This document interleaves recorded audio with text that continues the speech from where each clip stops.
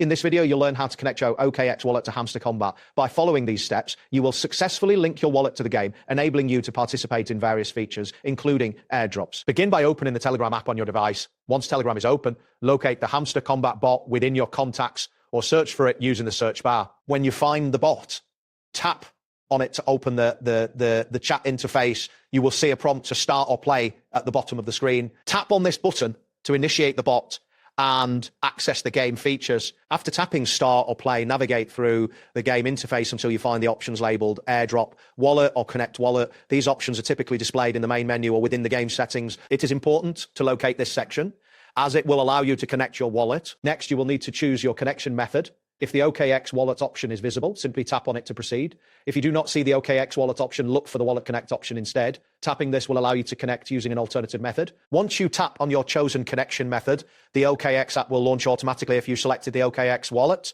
in the OKX app OKX Web Free Wallet option. This step is crucial as it directs you to the correct wallet interface. After selecting the wallet, tap on the Connect button to initiate the connection process. You will then be prompted to confirm the connection by signing a message within the OKX app.